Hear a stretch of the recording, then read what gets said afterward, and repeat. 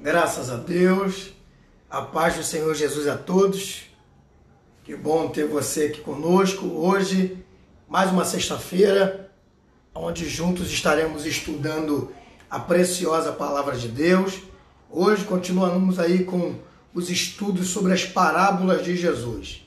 Então hoje, aqui na ADECamp Malé, a nossa congregação aqui em Malé, somos a Assembleia de Deus de Campinho, congregação aqui em Malé. Você que vai entrar aí pela primeira vez já vai nos conhecendo. Nós temos o culto de terça-feira de consagração, quarta-feira, a terça-feira às 9 da manhã, culto de consagração, quarta-feira às 19 horas é o nosso culto dos vencedores, sexta-feira, quando ele voltar a ser presencial, por enquanto ainda está sendo online, é o culto de oração. Então, enquanto está sendo transmitido aqui via Facebook, eu estou utilizando como culto de estudo. Mas o nosso culto de estudo é sobre parábolas, sobre pontos teológicos e outros assuntos da vida cristã são realizados toda segunda-feira na nossa igreja.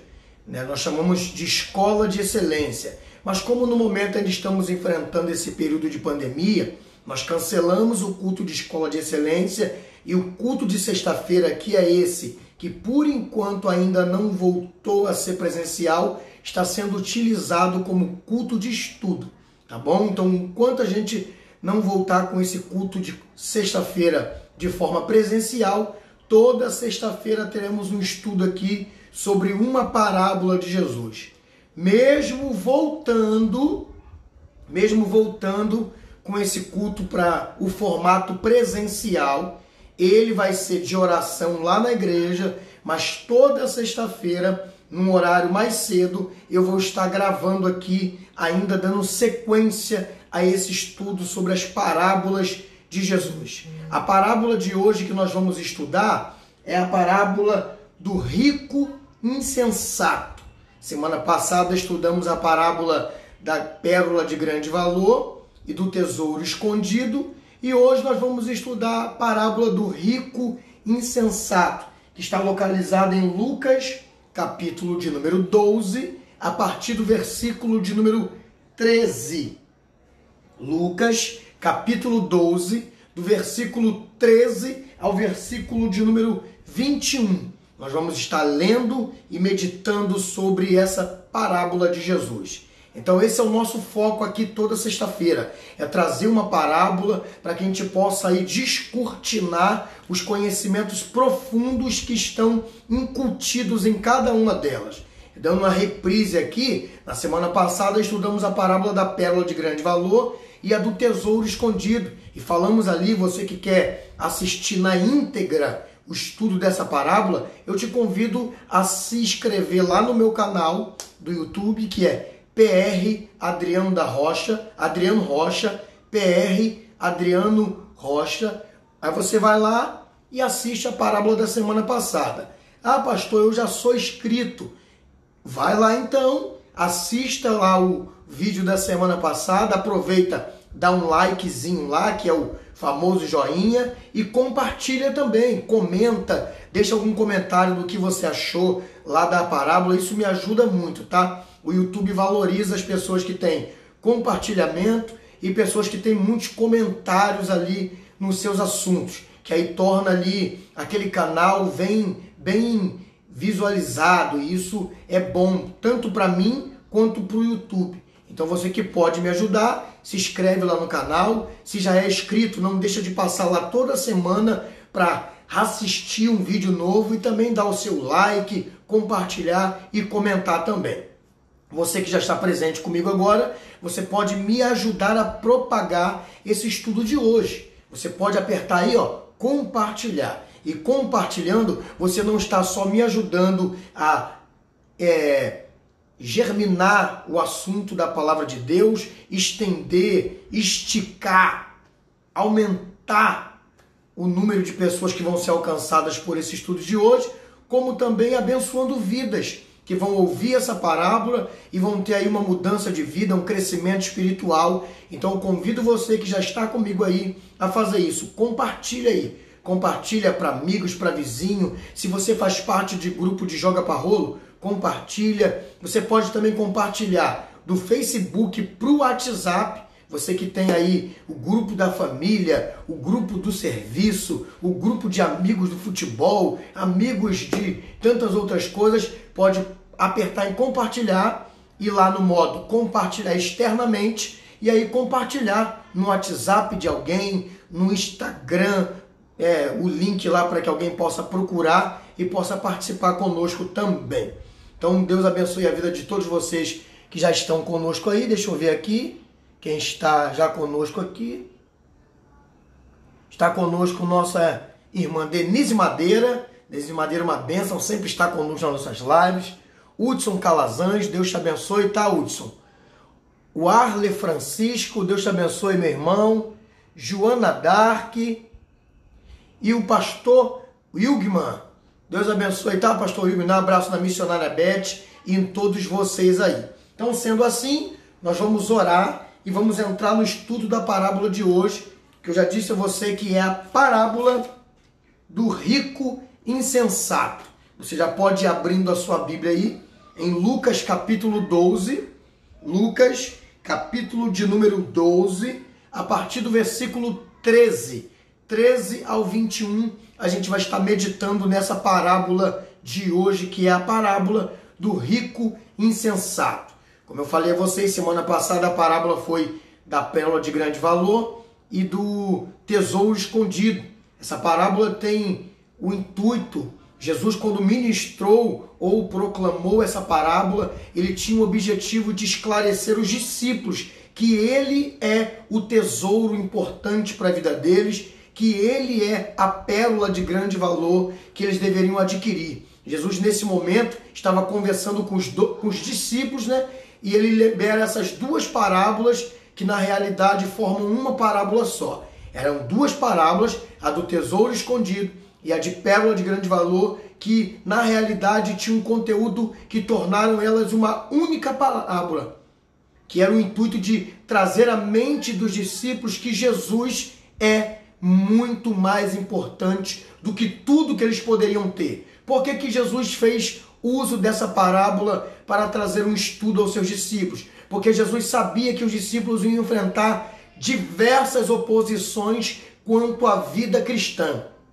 Eu vou repetir, Jesus sabia que os discípulos iam enfrentar inúmeros embates contra o seu ministério e contra a sua vida cristã. O primeiro embate, o interior. Jesus sabia que os discípulos iam enfrentar guerras no seu interior. Será que ele é mesmo o Messias? Será que vale a pena entregar a minha vida para ele? Será que vale a pena eu caminhar seguindo esse homem, apoiando seus ensinos? Essa era a primeira batalha. A outra batalha já era no campo externo, que era a oposição dos mais próximos, né? Muitos ali tiveram que largar pai, tiveram que abandonar os seus empregos. No caso dos discípulos, né?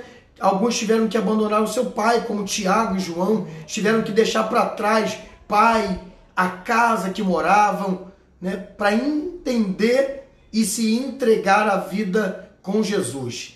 E as outras batalhas, ainda no campo externo, seria das perseguições, os embates que os discípulos iam sofrer por causa da oposição religiosa dos judeus, dos fariseus, dos saduceus, dos escribas, dos sacerdotes, dos príncipes da lei, e também dos embates que eles teriam contra a política, o governo da época, que era o Império Romano, que mais à frente ia se levantar contra eles e assassinar a maior parte, ou melhor, quase todos eles, deixando só João, o evangelista, fora desse grupo de assassinados pelo Império. Mas tirando João, todos os discípulos foram assassinados pelo Império Romano. Então Jesus sabia disso, que eles iam ter embates gigantescos no interior e no exterior. Então Jesus já prepara os discípulos dizendo: não importa o que vocês enfrentem pela frente, não importa o que vocês tenham que abrir mão pela frente,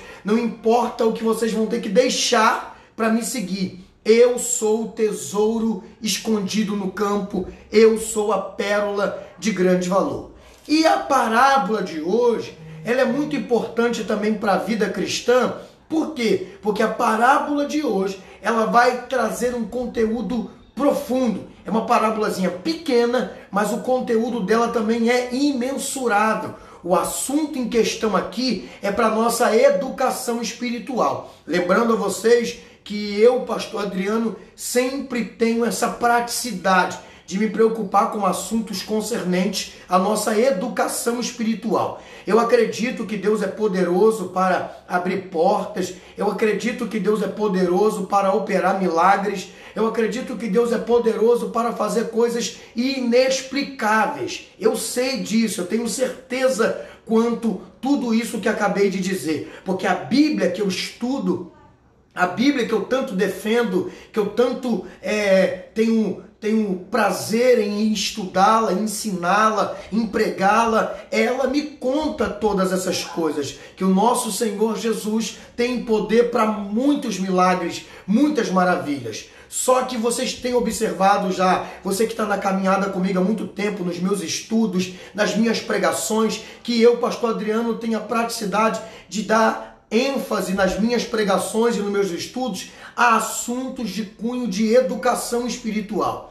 Daí tende a ser os meus ensinos e as minhas pregações assuntos que vão trazer mais doutrina, mais conteúdos de mudança de vida, de forma de Deus, de abandono de pecado, porque eu entendo que nós entendemos que essas coisas são vitais para a carreira da fé. Os milagres, as maravilhas e os prodígios vão nos acompanhar. É assim que eu entendo a minha caminhada com Deus. Eu entendo que eu não preciso ficar correndo atrás de milagre. Eu entendo que eu não preciso ficar te incentivando a correr atrás de milagre, porque afinal de contas eu acredito na verdade bíblica. E a verdade bíblica diz que se eu me entregar a Deus, seguir os seus mandamentos, observar a sua palavra, pregar a sua palavra, os sinais vão me seguir. Os sinais seguirão aqueles que creem. Creem em quê? Na palavra de Deus. E se crê é porque alguém pregou. Então eu acredito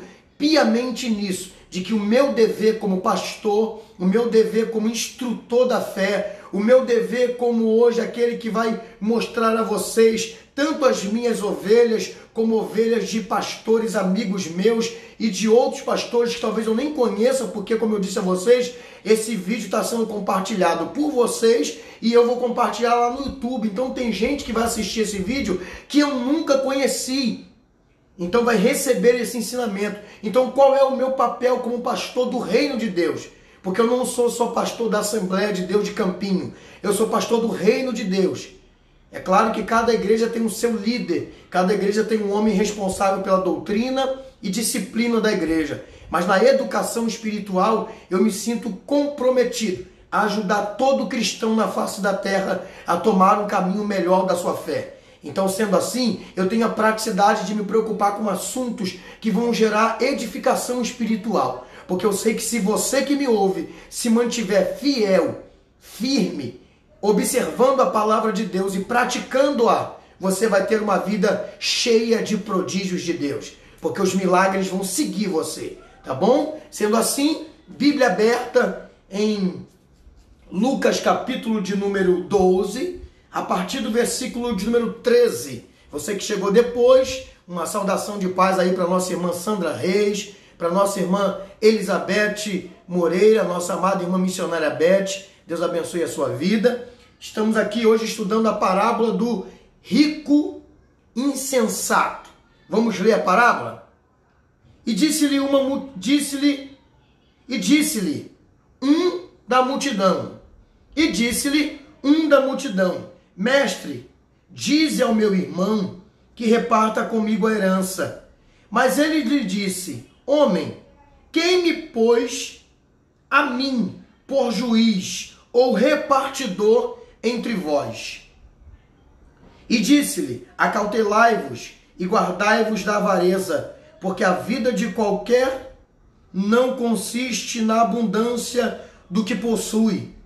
E propôs então uma parábola a eles, dizendo: A herdade de um homem rico tinha produzido com abundância. E arrazoava ele entre si, dizendo: O que farei? Não tenho onde guardar os meus frutos. E disse: farei isto, vou derrubar o meu celeiro e vou edificar outros maiores do que ele. E ali recolherei todas as minhas novidades e os meus bens. E direi à minha alma: alma, tens em depósito muitos bens para muito tempo. Descansa, come, bebe e folga-te. Mas Deus lhe disse: louco, esta noite te pedirão a tua alma, e o que tens preparado, para quem será? Assim é aquele que para si ajunta tesouros, e não é rico para com Deus. Nós já vamos agora entrar nos pontos para chegarmos ao profundo ensino dessa parábola. Eu sempre digo a vocês que nós temos passo a passo aqui para entender essa parábola, não só a história, não só para quem foi dita e no tempo que foi dita, mas para a nossa edificação hoje no tempo atual, né? Afinal de contas, a Bíblia, embora conte muitas histórias, porque a Bíblia possui muitas histórias, a Bíblia não é um livro com propósito histórico, tá? A Bíblia não tem esse fim, esse propósito de trazer arqueologia, história dos mundos, não. A Bíblia é um livro escrito com um único propósito. Qual, pastor? Edificação espiritual. Somente isso. A Bíblia é escrita com esse fim. Edificação espiritual daqueles que creem no nome do Senhor e vão começar a estudar em suas linhas e assim serão aprimorados na sua fé. Mas a Bíblia, para edificar a nossa alma, ela tem muitas histórias, muitos pontos teológicos, muitas doutrinas do mundo antigo, a fim de nos trazer conhecimento que tornarão-se em edificação para a nossa vida. Então a Bíblia tem esse fim com um propósito único, edificar a minha e a tua vida. Então nós estamos diante de uma parábola, e para entender o propósito de edificação para hoje, porque quem contou essa parábola contou muito tempo atrás. Quem ouviu essa parábola ouviu há muito tempo atrás. Então, qual é o objetivo dessa parábola para aquele tempo? Nós vamos saber agora.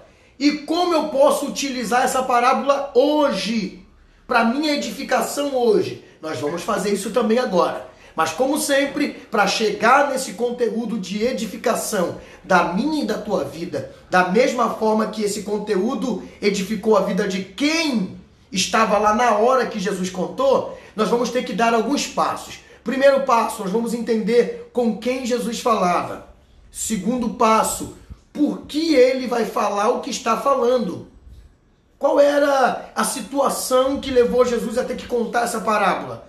Terceiro, a explicação da parábola no seu contexto em que ela foi dita. E no quarto, vamos aplicar a parábola no dia de hoje. Então vamos ao primeiro passo, com quem Jesus falava. O texto vai dizer, no seu verso 13, disse-lhe um da multidão. Então Jesus estava pregando para uma multidão.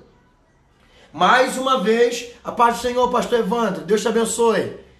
Mais uma vez, Jesus estava ensinando a um grupo de pessoas que costumeiramente era chamados de multidão, tá? Então Jesus estava falando a uma multidão. E aí, pastor Igor Nunes, Deus te abençoe. Ó, amanhã a gente está aí, hein? Vou dar glória com vocês aí nessa vigília aí. Então a gente está começando a caminhar para o caminho do entendimento final. Com quem Jesus estava falando? Com uma multidão. Do meio dessa multidão, alguém se levanta com um assunto particular. Quero sim, filha.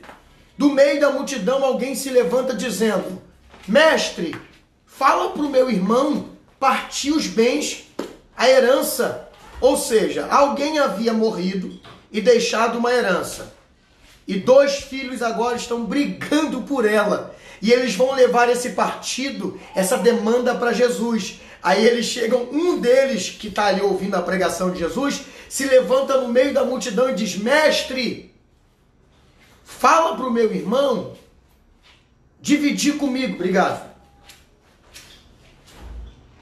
Fala para o meu irmão dividir comigo a herança. Jesus olha, não sei qual era a mensagem que ele estava pregando, mas ele olha e diz: rapaz, quem me colocou a mim como juiz ou repartidor entre vocês dois? Ou seja, Jesus claramente quer dizer o seguinte: rapaz, eu estou aqui pregando uma coisa e você me vem para me levar para outra. Eu não sou juiz entre você e teu irmão, não é eu o repartidor, porque naquela época existia uma pessoa que ela era contratada, existia uma pessoa que ela era contratada para dividir essas coisas. Hoje nós temos aí a mesma coisa que um advogado, né? Não tem um advogado que a gente contrata e ele vai ler ali o testamento, dividindo as coisas. Naquela época existia uma pessoa que ela era contratada para isso. E a pessoa era chamada de, hoje é advogado, né? Na época era chamada de repartidor. Jesus disse: eu não sou juiz e nem repartidor para dividir isso entre o seu irmão. Só que Jesus foi mais além. Jesus conheceu o sentimento do coração daquele homem. Jesus observou que no ser daquele homem ele estava com um sentimento nocivo, persuasivo e destrutivo. Eu vou dizer de novo: Jesus olhou além das palavras daquele homem. Aquele homem não queria que fosse feito justiça. Aquele homem queria algo muito ruim, do qual Jesus percebeu com o seu olhar de Deus. Além da fala daquele homem, Jesus percebeu que o seu coração estava impregnado de um sentimento que é nocivo e destrutivo. E qual era esse sentimento? Avareza. Tanto que no versículo de número 15, olha o que Jesus fala. E disse-lhes: acautelai-vos e guardai-vos da avareza, porque a vida de qualquer não consiste na abundância do que possui. Jesus dá um tapa sem mão naquele rapaz, porque Jesus viu que o sentimento dele era avarento. Ele era avarento. A avareza estava sobre ele. A intenção dele em ir para aquele momento ali, a intenção dele em correr para aquele dia de ensino ali, era totalmente diferente do qual Jesus esperava. A multidão que se reuniu ali aos pés de Jesus, se reuniu para aprender. Nem todos, né? Porque esse homem foi com outro sentimento.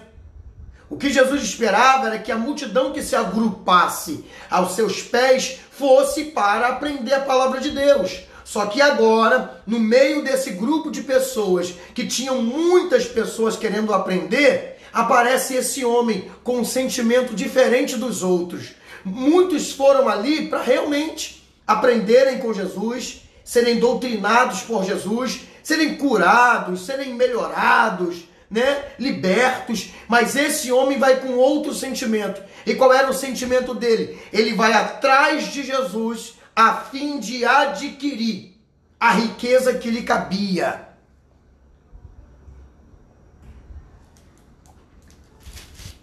Ele pensou assim, eu vou esclarecer algo para vocês aqui. Como Jesus é mestre, como ele é mestre, e o irmão desse homem com certeza estava ali, ou era alguém que Jesus conhecia, porque esse homem diz para Jesus: mestre, fala para o meu irmão para partir comigo a herança. Ou seja, qual era a intenção do coração dele? Jesus é mestre, né? Deixa eu dar uma cena aqui para Priscila Santos, Pri Santos, Deus te abençoe. Deixa eu dar uma cena aqui para o meu irmão Israel Levi. Deixa eu dar uma cena aqui para o nosso irmão Antônio Edson. Deus abençoe a vida de vocês, muito bom ter vocês conosco. O que ele pensou? Como Jesus é mestre e o meu irmão ouve os ensinamentos de Jesus, se Jesus der um puxão de orelha no meu irmão, ele vai atender. Então o que eu faço? Eu vou lá, participo do estudo, ouço a pregação e no meio dela eu me levanto falando para Jesus: mestre, fala para o meu irmão dividir herança. Qual era o objetivo desse homem? Constranger Jesus. Porque Jesus, como pregava justiça, tinha que optar pela justiça. Então, se parece alguém no cenário do seu público contando um caso de injustiça, Jesus teria que tomar uma posição diante da injustiça, folgando com a justiça. Então, o que esse homem pensou? Eu vou lá, como ele é mestre, ele vai ter que optar pelo que é certo. Então, se ele vai optar pelo que é certo, eu vou falar que meu irmão está me dando a volta e ele vai constranger o meu irmão a dividir comigo. Qual era o objetivo desse homem? Era aprender com Jesus? Não. Qual era o objetivo desse homem? Era melhorar a sua alma ouvindo o mestre? Não. Qual era o objetivo desse homem? Era ser edificado, transformado? Não. O objetivo dele em se reunir naquele grupo era usar Jesus como trampolim para o seu ganho financeiro. Era isso que ele queria. Ele queria fazer uso da imagem de mestre de Jesus para constrangê-lo a tomar partido no seu problema com seu irmão. Jesus, como observou isso, deu logo uma palavra reta e direta dizendo: homem, quem me colocou como juiz ou repartidor entre você e seu irmão? Entre vós. Ele fala entre vós porque com certeza os dois estavam ali. Então ele aproveitou a ocasião para constranger Jesus a fazer o que ele queria. Jesus observou isso, então Jesus continua o estudo, só que faz um parênteses e olha para os seus discípulos e para a multidão que estava ali e vai dizer: acautelai-vos da avareza, porque a vida do homem não consiste na abundância do que possui. Olha o que Jesus diz, que coisa linda. Ele está dizendo: está vendo vocês? Tomem cuidado com a avareza, porque a vida, ela não se torna real vida pelo que o homem possui. Jesus está dizendo: cuidado, a avareza impede vocês de terem uma vida plena. E a vida plena não está concernente naquilo que o homem possui. A vida plena não depende daquilo que o homem possui. Pelo contrário, tem gente que tem muito pouco, mas vive bem. Como assim, pastor? Porque eu viver bem não depende do que eu como na hora do almoço. Não é o fato de comer arroz e feijão e um ovo que vai fazer com que eu tenha uma vida ruim. Pelo contrário, eu posso comer arroz, feijão e ovo todo dia, mas assentado numa mesa de muita paz, muita alegria e muito amor, e sobretudo a presença de Deus. Enquanto tem gente que come arroz, feijão, picanha, saladas, comidas refinadas todos os dias, está sentado numa mesa de solidão, de desprezo, de trairagem, de falta de sinceridade, com pessoas que só querem comer das suas gorduras. Então é melhor ter um bocado de pão numa mesa cheia de paz, que isso sim é ter uma vida plena, do que ter muita riqueza e assentado numa mesa de mentira e de falsidade. Jesus está ensinando isso aqui, dizendo: a vida do homem não consiste no que possui. A vida do homem consiste no que ela realmente tem por plenitude. E qual é a plenitude para a vida do homem? Paz, gozo, alegria e, sobretudo, a presença de Deus, o amor de Deus na sua casa, no seu seio familiar. Então eu aprendi aqui que o que eu preciso para ter uma vida muito feliz é amor, paz, alegria, saúde, e para trazer isso tudo que ora citei, a presença de Deus na minha vida. Aí sim, ela será plena, ela será perfeita e ela será muito feliz. Então aprendemos isso hoje aqui, nesse versículo. Jesus vai continuar agora e para solidificar, aí agora eu vou explicar. Eu já expliquei com quem Jesus estava falando, por que Jesus está falando. Jesus está falando isso porque um homem apareceu no cenário pedindo a ele que ele tomasse uma atitude em direção ao seu bem material. Esse homem está se aproveitando do estudo de Jesus aqui para garinhar riquezas entre os homens. Ele está aproveitando Jesus e usando Jesus como um trampolim para uma briga familiar de herança. Então eu já falei com quem Jesus está falando, um homem do meio da multidão, e a multidão Por que ele está falando? Porque aparece alguém no cenário da pregação do dia, querendo que ele se intrometesse numa partilha de herança. E agora vamos falar sobre o que ele está falando.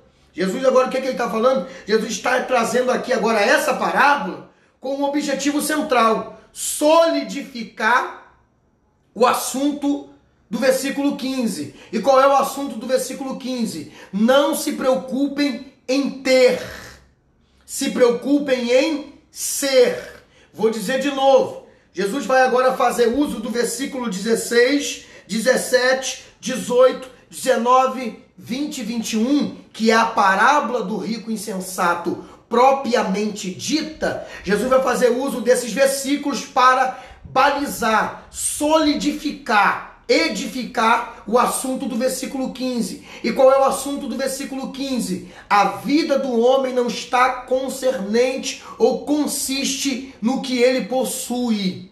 Então, o que Jesus quer balizar aqui? Jesus está deixando claro que o mais importante para a vida do homem não é o que ele possui, mas é o que ele é. Porque é o que ele é aqui que vai determinar quem ele vai ser lá na vida eterna. É isso que Jesus agora vai fortificar aqui. Então a gente já sabe com quem ele está falando, que é com um homem do meio da multidão, que veio procurar ajuda para dividir a herança. Já sabe que ele está falando isso, porque ele detectou no meio desse homem, no coração desse homem, um sentimento de avareza. Então ele vai brigar contra esse sentimento de avareza, ministrando o versículo 15, que vai dizer que cuidado com a avareza. A vida do homem não consiste no que ele possui. E agora, para balizar esse remédio para a avareza, que ele está dando aqui no versículo 15, ele vai fazer uso da parábola, que é a parábola do rico insensato, que começa no versículo 16 e vai até o versículo número 21.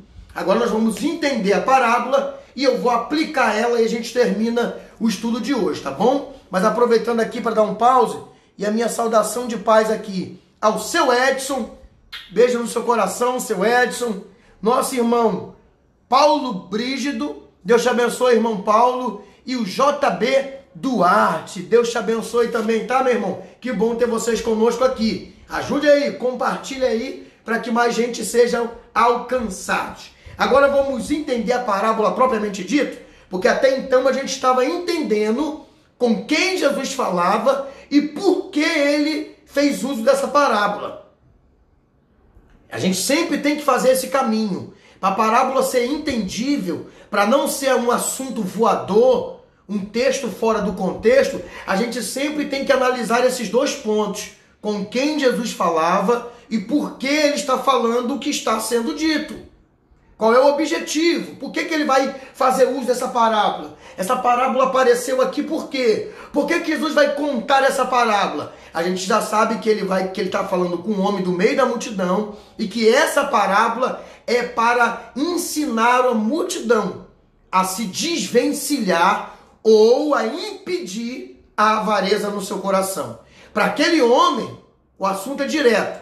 É para que ele possa se desvencilhar, abandonar a avareza. E para os que não estavam ainda corroídos por ela, essa parábola está sendo contada para preveni-los. Acautelai-vos da avareza. Olha o que ele está dizendo. Acautelai, versículo 15. Acautelai-vos da avareza. Quem entrou depois aí, nós estamos estudando a parábola do capítulo 12 do Evangelho de Jesus, narrado por Lucas, que é a parábola do rico insensato.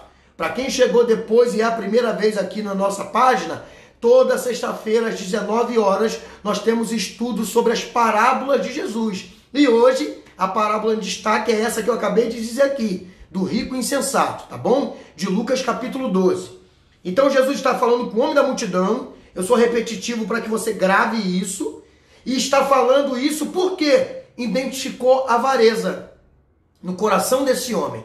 Então, para fazer com que esse homem esteja desvencilhado, se liberte da avareza, ele vai contar essa parábola. E para que os demais que ainda não foram alcançados pela avareza possa também impedir, bloquear e serem livres da avareza, ele vai contar essa parábola. Então a gente já sabe que essa parábola está sendo contada com um fim. Qual é o fim dela? livrar os homens da avareza, libertá-los da avareza, ou no caso de quem ainda não foi corrompido por ela, bloquear o seu coração para que a avareza não entre. E vamos aprender? E disse, e propôs-lhes uma parábola dizendo, a herdade de um homem rico tinha produzido muito. E ele falava entre si, como eu já li aqui, eu vou dar o resumão dela. Um homem rico teve uma herdade, um campo, que produziu muitos frutos naquele ano. Produziu tanto, que ele não teve aonde guardar. Então ele vai falar consigo mesmo, poxa, o que eu vou fazer com isso tudo? Não tem onde guardar. Aí ele tem uma ideia, já sei o que vou fazer. Vou destruir o meu celeiro e vou criar outros maiores do que ele. E vou guardar tudo. E depois que guardar tudo, eu vou dizer para minha alma, alma, folga-te, regala-te. Tá tudo cheio aí, fica tranquila, descansa. Aí Deus olha para esse homem no versículo 20 do Lucas 12 e vai dizer, mas Deus lhe disse, louco, esta noite te pedirão a tua alma, ou seja, louco, essa noite você vai morrer. E o que você tem guardado vai ficar para quem? Aí segue o final que é profundo, o versículo 21 do capítulo 12 de Lucas que diz, assim é aquele que para si ajunta tesouro e não é rico para com Deus. Sabe o que Jesus está dizendo aqui? E agora eu vou explicar e aplicar. Jesus está explicando o seguinte, do que adianta encher os celeiros aqui embaixo? Do que adianta ser muito rico aqui embaixo? Do que adianta ter tanto que vai viver uma vida folgada, larga, próspera? Do que adianta ter isso tudo aqui e ser rico aqui, mas não ser rico com Deus? É o que o versículo 21 está dizendo. Assim é aquele que para si ajunta tesouros e não é rico para com Deus. É Jesus dizendo, gente, não adianta nada vocês juntarem tanta riqueza aqui embaixo, se não juntarem riqueza lá em cima. Então o que Jesus está dizendo aqui? Não adianta ter uma vida gasta, intensamente trabalhosa, para ter muito aqui embaixo, se eu não tenho uma vida preocupada com juntar riquezas lá em cima. Jesus mesmo ensina isso também, ainda no Evangelho de Mateus, dizendo, do que mais vale um homem juntar tesouro aqui na terra, onde a traça, a ferrugem pode corroer. Melhor é juntar tesouros no céu. Então, qual é a explicação dessa parábola? É essa. Tem um homem querendo que Jesus brigue pelos seus bens. Jesus fala que não vai se meter na briga entre eu e o irmão dele. Depois Jesus vai dizer para a multidão, se acautelem, hein, da avareza. A vida do homem não consiste só em ter muito não, hein? E ele vai contar essa parábola para dar um golpe nesse sentimento chamado avareza. Sendo assim, eu já dei o primeiro passo, que é saber com quem falava, a multidão e um homem no meio dela. O segundo passo é saber por que ele está falando isso. É porque um sentimento de avareza foi identificado, então ele quer corrigir esse sentimento. Terceiro, explicamos a parábola aqui, o que ele está querendo dizer com ela, está querendo ensinar a multidão, os seus discípulos e aquele homem também, que não adianta nada juntar riqueza aqui, se a gente não junta riqueza lá em cima, porque riqueza aqui embaixo se consegue com muito estudo, muito esforço e honestidade. Embora tenha gente que ganha muita coisa com desonestidade, com corrupção, isso para mim não é riqueza, porque ouro que não tem o brilho da honestidade não é ouro para mim. O verdadeiro brilho do ouro é sinceridade, honestidade e uma vida íntegra. Então não adianta ter o bolso cheio se eu não tenho a alma farta de sinceridade e de justiça.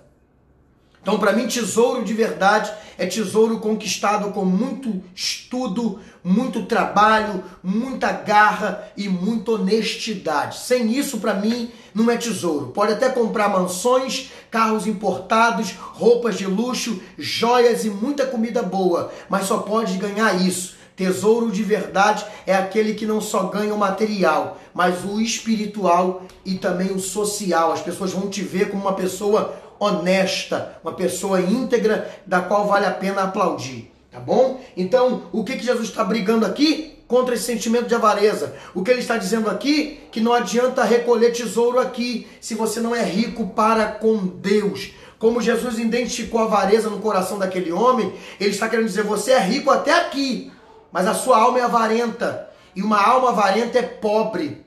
Uma alma avarenta é medíocre. Uma alma avarenta é mendiga. Pastor, o que é ser avarento? Avarento é aquele que só vive pelo dinheiro. Ele faz tudo em prol do dinheiro. Para isso ele engana pessoas. Para isso ele briga com pessoas. Para isso ele quebra normativas da sua fé. Tem gente que por causa do dinheiro rouba, mente, trai pessoas. Ah, pastor, mas crente não rouba. Crente não mata. Crente não engana. Você disse tudo. Crente não faz essas coisas. Mas tem gente que se apoia na fé e continua ainda fazendo essas coisas. Do que adianta ganhar um dinheirinho a mais se eu enganei alguém, se eu enrolei alguém? Porque a avareza é um sentimento tão nocivo, tão corroente, tão destrutivo, que leva pessoas que outrora tinham uma índole boa a praticar atos de quem tem uma índole ruim. Eu conheço pessoas que são até boas de coração, têm até uma prática de vida cristã, na sua maioria, na sua maior parte, mas quando fala de dinheiro, se perde, engana, faz o que não era para fazer, dispensa o melhor por causa do dinheiro. Então o sentimento de avareza, ele é nocivo, gente. Porque tem gente que por causa do dinheiro abandonou a fé. Tem gente que por causa do dinheiro não abandonou a fé, mas age como aqueles que abandonaram a sua fé, enganando pessoas, traindo a família, traindo o amigo, mentindo. Então cuidado, esse sentimento de avareza, ele é destrutivo para a tua alma. A avareza leva para o inferno. A avareza pode tirar você da presença de Deus e te levar para o inferno. Por isso que eu recomendo, que Jesus recomendou aqui no versículo 15 de Lucas 12. Acautelai-vos da avareza, porque ela é destrutiva. Agora vamos à aplicação dessa parábola e eu termino. Vamos aplicar no dia de hoje. A primeira coisa que eu aprendo com essa parábola é que eu não devo transformar bênção em maldição. Pastor, como assim? Eu vou explicar. É errado ter dinheiro? É errado ser rico? É errado ter muito? Não é errado, gente. Não é errado ter dinheiro, não é errado ser rico, não é errado ter muito. O erro está quando tudo isso que citei muda a minha vida para com os homens e muda principalmente para com Deus. Não é errado ter muito, porque a Bíblia está repleta de homens que eram ricos demais. Salomão era um homem muito rico e foi Deus que deu isso a ele. Davi era muito rico e foi Deus que deu isso a Davi. Davi era um pobre camponês que tomava conta de um pequeno rebanho e Jesus botou ele como o homem mais rico de Israel. Então não é errado ser rico. Não é errado ter prosperidade financeira. Errado é permitir com que essas coisas me afastem dos outros e de Deus principalmente. Porque o que Jesus vai questionar aqui não é a riqueza, é a pobreza com Deus. O que Jesus vai questionar aqui não é o que esse homem muito tem, mas é o que ele não tem com Deus. Não adianta ter muito aqui se não tem nada lá. Era isso que Jesus queria dizer com essa parábola. Então, aplicando ela, eu quero dizer, não transforme a maldição em bênção. Por quê? Porque tem muita gente que Deus abençoa. Tem muita gente que Deus prospera. Tem muita gente que Deus enriquece. Só que quando se tornam ricos, abandonam Deus e a vida que tinham com Ele. Tem gente que por causa da sua riqueza abandona uma vida de fé. Como assim? Não é mais tão intenso na oração, não é mais tão intenso na leitura bíblica, não é mais tão intenso na igreja. Eu conheço obreiros que abandonaram o seu serviço de Deus por causa da sua riqueza, só vivem viajando, só vivem gastando, passeando e abandonaram o que Deus deu a eles para fazer. Isso é muito perigoso. É isso que me preocupa quando eu olho para esse texto. E uso esse ponto de entendimento. Cuidado para você não transformar a bênção que Deus te deu em maldição. Porque tem gente igual esse homem aqui, ó, só pensa em juntar. Quando a gente fala para distribuir, para dividir, não, é meu. Isso é um perigo. Porque a avareza também leva a gente a ser egoísta. E egoísmo é um sentimento que Deus reprova. O que Deus gosta é de um coração que é um coração altruísta. O que é um coração altruísta, pastor? É um coração que tem prazer em partilhar, em dividir. Mas a avareza é o contrário disso. A avareza é um sentimento que leva a gente ao egoísmo. Não é meu, só meu. Tem gente que tem muito e não divide nada. O que esse homem deveria fazer? Poxa, eu já tenho um tanto que encheu o meu celeiro, então eu vou dividir com quem não tem. Fazendo isso, esse homem ia estar recolhendo tesouro no céu, porque um dos princípios do cristianismo é ajudar quem não tem, é dividir com quem não tem. Por exemplo, tem gente agora pensando, que isso não seja errado, gente, não é errado o que eu vou dizer agora, mas tem gente agora pensando em quê? Eu vou para Madureira, eu vou para o Barra Shopping, dependendo de onde mora, né? Eu vou para o lugar e vou gastar, vou comprar uma roupa nova, um celular novo, um carro novo, vou pintar minha casa esse mês, eu vou fazer uma mesa de um lado a outro da sala. Só que essa mesma pessoa não parou para pensar que se talvez em vez de 3 perus, ela poderia apenas botar 2 na mesa e ela ofertar na vida de uma família carente. Porque da mesma forma que vai ter muita mesa farta nesse Natal, vai ter muita mesa vazia, porque muitos pais de família estão desempregados por causa do vírus.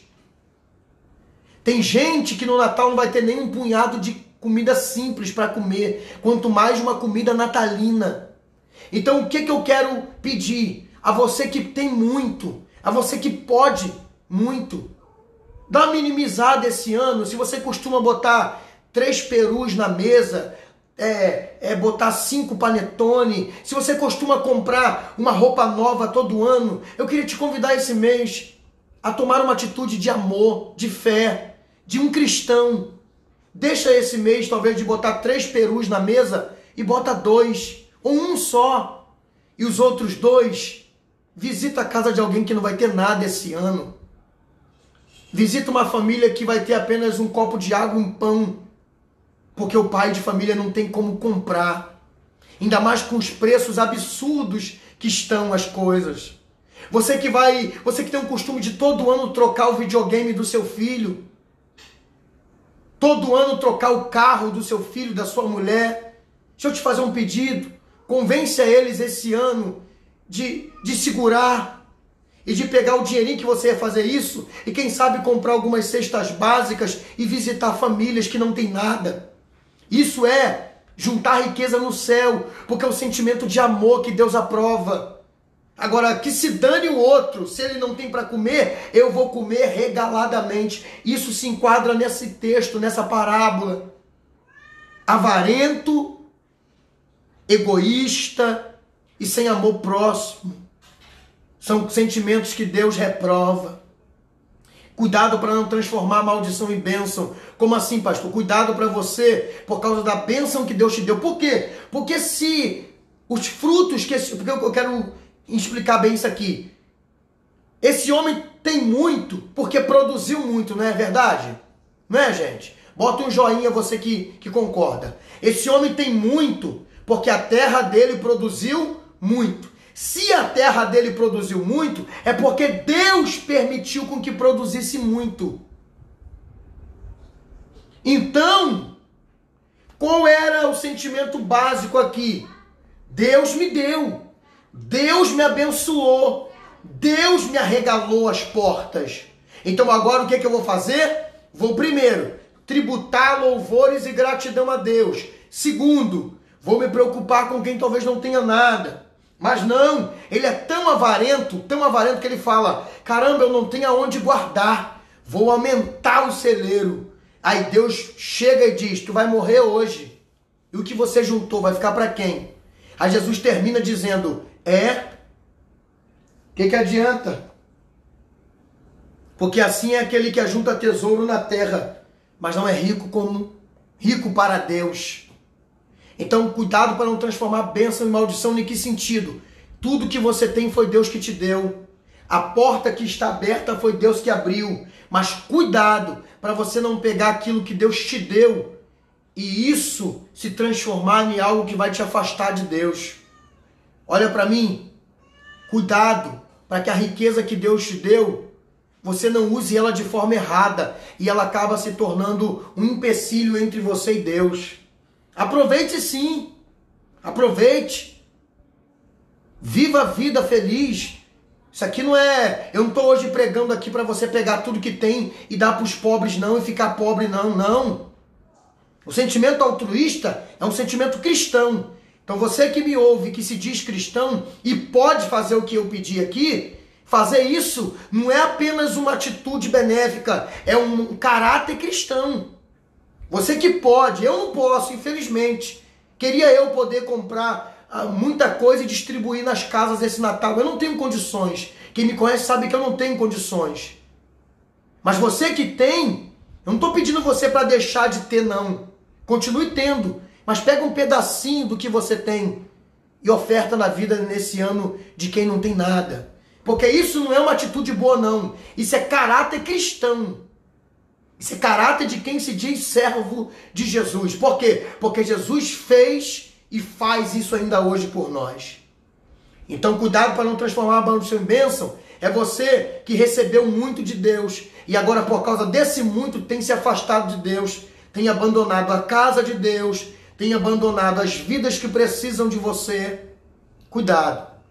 E a segunda aplicação, ele tinha tudo para uma vida farta na terra, mas não tinha nada para uma vida farta no céu. Essa é a segunda aplicação que eu faço e termino o estudo de hoje. Esse homem tinha tudo para uma vida farta aqui, mas não tinha nada para uma vida farta lá em cima. O versículo 21, Jesus diz, cuidado para nós juntar riqueza aqui e não for rico para com Deus. Em que sentido? Como que se constrói riqueza aqui embaixo? Estudando, trabalhando e sendo honesto e muito guerreiro. Agora, como que se constrói riqueza lá em cima? Como que se constrói riqueza para com Deus? Primeiro, tendo fé no Senhor Jesus, observando e praticando a sua palavra. E nisso, todas as outras coisas boas virão.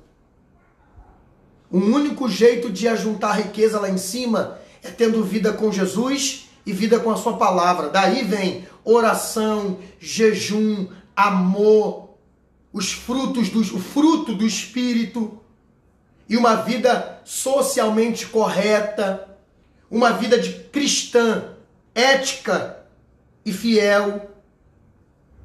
Então, como eu junto riqueza lá em cima? Amando a Jesus e praticando a sua palavra. E a prática da sua palavra vai me levar à oração, a uma vida santa, a uma vida regrada de amor e de tantas outras coisas que a própria palavra pede.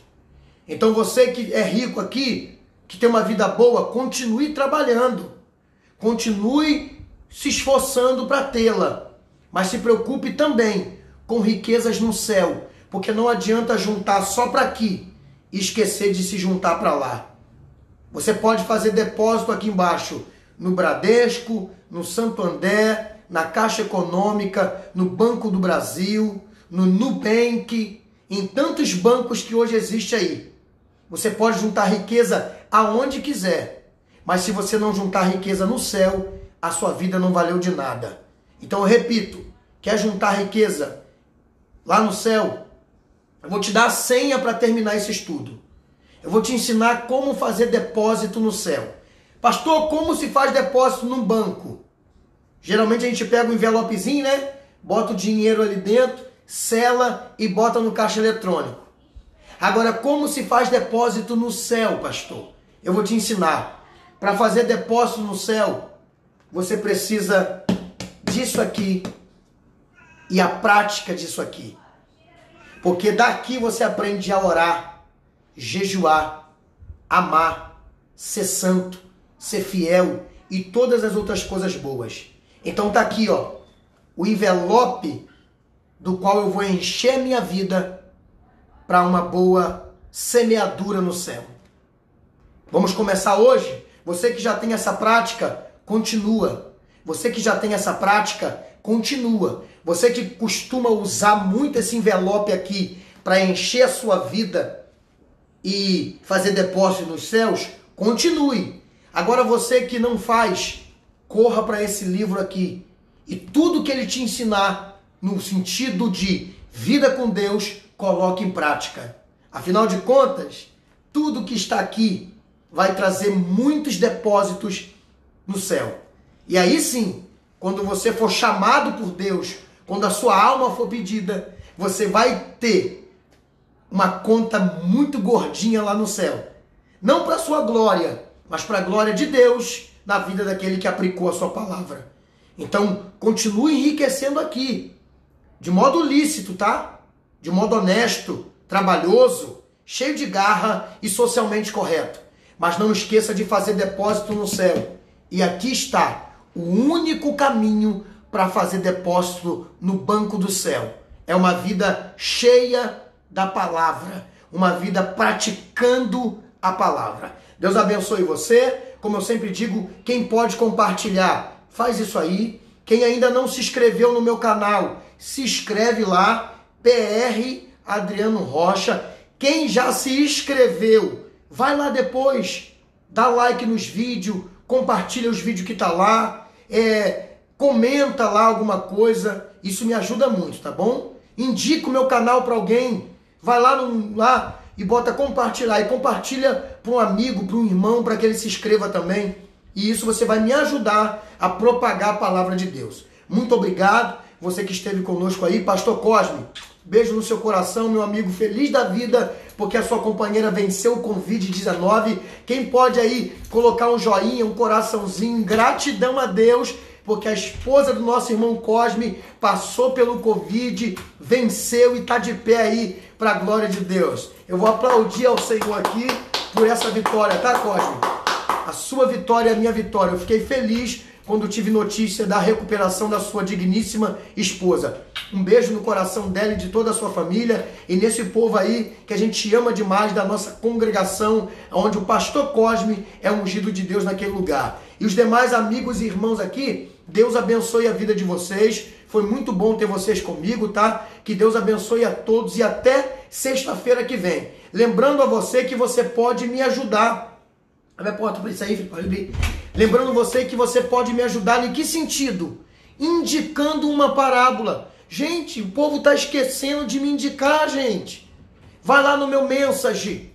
Sai aqui. Quem tem o meu WhatsApp, me chama lá no Zap e me indica uma parábola. Quem não tem o meu Zap, o Mauro vai colocar. E Mauro, coloca o meu Zap aí para os irmãos me adicionar aí.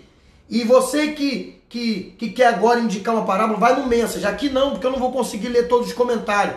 Vai lá no Message e coloca: pastor, eu gostaria que o senhor ministrasse sobre a parábola tal. Aí sexta-feira que vem eu vou fazer uso dela para o nosso estudo aqui, tá bom? Mais uma vez, muito obrigado a todos. Que Deus abençoe a vocês. Continuem aí firmes, porque vale a pena ser fiel. Vamos orar para agradecer ao Senhor? Pai, muito obrigado por essa noite onde estudamos a Tua Palavra.